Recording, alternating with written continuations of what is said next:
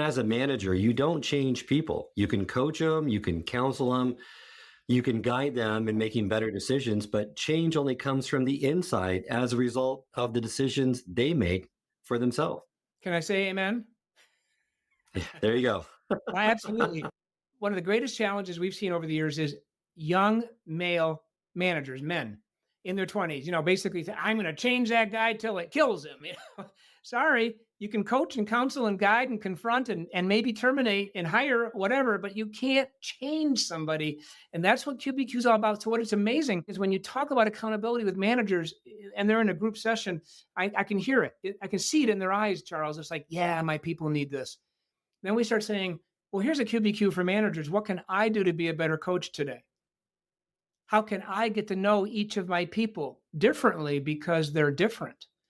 What can I do to improve my leadership abilities? How can I gain management skills? Because a lot of people are just promoted into management for no other reason than they were good technically. You know that.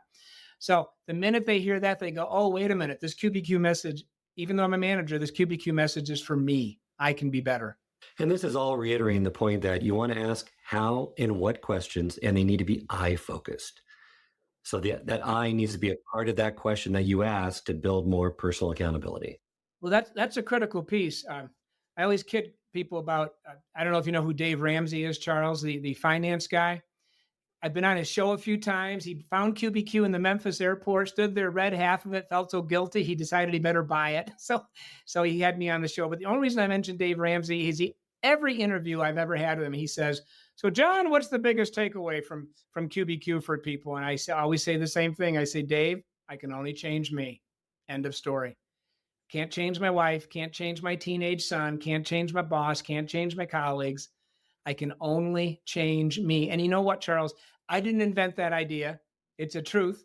So I didn't invent it. You didn't invent it. But when we say it out loud to people, they go, oh, wow, that's brilliant. I never thought of that. I never thought I can only change me. So I got to stop trying to change my colleagues and my coworkers and even my staff. I need to look in the mirror and say, how can I improve myself today?